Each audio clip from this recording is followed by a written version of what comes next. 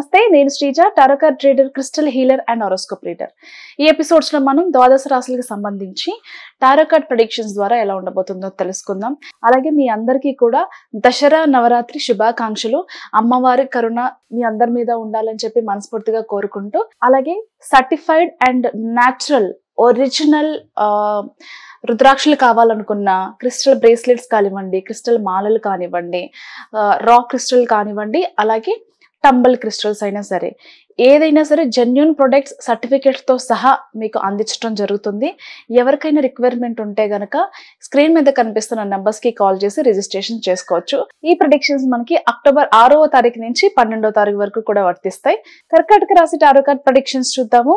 కర్కాటక రాశికి సంబంధించి డిసప్పాయింట్మెంట్స్ ఎక్కువ ఉంటాయి. అంటే రిలేషన్షిప్లో మీరు ఎక్స్పెక్ట్ చేసేవి ఏవైతే ఉంటాయో, జనరల్గా మనందరికీ కూడా ఎక్స్పెక్టేషన్స్ చాలా ఎక్కువ ఉంటాయి. అండ్ మనం ఏ వేలో అయితే లవ్ అండ్ అఫెక్షన్ ఇస్తూ ఉంటామో, ఇంపార్టెంట్ ప్రయారిటీ ఇస్తూ ఉంటామో, సేమ్ వే మనకు కూడా ఉండాలని చెప్పి అందరూ ఎక్స్పెక్ట్ చేస్తూ ఉంటాం. అందులో తప్పే లేదు. బట్ ఈ రాశికి సంబంధించి, కర్కాటక రాశికి సంబంధించి ఇలాంటి ఎక్స్పెక్టేషన్స్ ఎవరికైతే ఉన్నాయో కొంచెం డిసప్పాయింట్మెంట్ ఉండే అవకాశం కనిపిస్తుంది. ఎందుకంటే మీరు ఎంత ట్రాన్స్పరెంట్గా అయితే ఈ రిలేషన్షిప్లో మీ 100% అంటే ఒక మంచి ఎథికల్స్ ఫాలో అవుతూ, వేరే కనెక్షన్స్ ఏం లేకుండా మీ లైఫ్ని మీ ఫీలింగ్స్కి ఒక్కరికే డెడికేట్ చేస్తూ ఉన్న వాళ్ళు కొంచెం డిసప్పాయింట్మెంట్ ఉండే అవకాశం కనిపిస్తుంది. ఎందుకంటే కొన్ని పరిచయాలు కావచ్చు, ఎక్కడో మీ ప్రయారిటీ తగ్గుతుంది అనిపించడం కానివ్వండి, ఈ వీక్లో జరిగే అవకాశం కనిపిస్తుంది. అంటే మీ పార్ట్నర్ ఎక్కడో మీకు తెలియకుండా కొన్ని విషయాలు దాస్తున్నారు. మేబీ వారు ఇంకొకరితో మాట్లాడుతున్నారు. దానివల్లే నేను కొంచెం నన్ను కలవడం, నాతో మాట్లాడడం, ఎక్కడో చిన్న మిస్కమ్యూనికేషన్ లేదా గ్యాప్స్ అనేవి ఏర్పడ్డాయి అనేది తెలుసుకోగలుగుతారు. ఆ డిసప్పాయింట్మెంట్ అనేది వాళ్ళ నుంచి శాశ్వతంగా దూరం అయిపోవాలి అనేలాగా, అంటే చాలా గట్టిగా హర్ట్ అవడం అనమాట, అది జరిగే అవకాశం కనిపిస్తుంది. జాగ్రత్తగా ఉండండి. ఎంత ట్రై చేసినా కొన్ని రిలేషన్షిప్స్లో కొంతమంది ముందుకు వెళ్ళే అవకాశం అయితే కనిపించట్లేదు.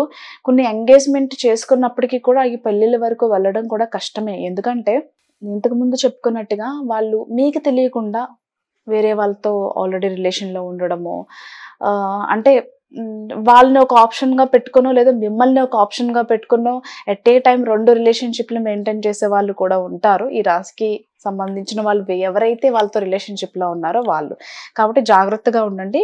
ఇన్ కేస్ పెళ్ళి కానీ ఎంగేజ్మెంట్ వరకు కానీ మీరు వెళ్ళాలి, ఆల్రెడీ డేట్ ఫిక్స్ చేసుకున్నాము అన్నప్పుడు ఈ విషయాలు ఒకసారి క్లారిటీ తెచ్చుకొని ముందుకు వెళ్ళండి.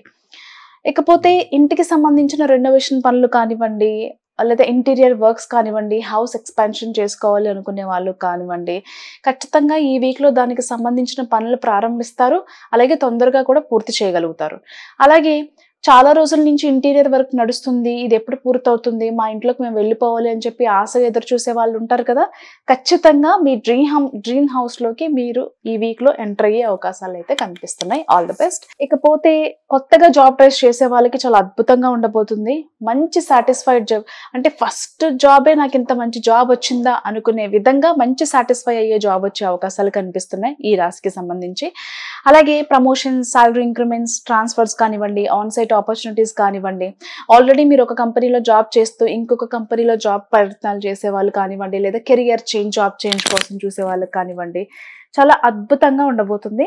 అంతేకాకుండా బిజినెస్లో కూడా మంచి లాభాలు చూస్తారు, బాగా మార్కెటింగ్ చేసుకోగలుగుతారు, ప్రమోషన్స్ చేసుకోగలుగుతారు. దాని ద్వారా ధనాన్ని కూడా బాగా అట్రాక్ట్ చేయగలుగుతారు. అలాగే కొంతమంది పవర్ఫుల్ వ్యక్తులతో, అంటే రాజకీయ నాయకులతో కానివ్వండి, కొంచెం పలుకుబడి ఉన్న వాళ్ళతో కానివ్వండి, అంటే మీ స్థాయికి మించిన వాళ్ళతో ఈ వీక్లో పరిచయాలు ఏర్పడే అవకాశం కూడా కనిపిస్తుంది. All the best.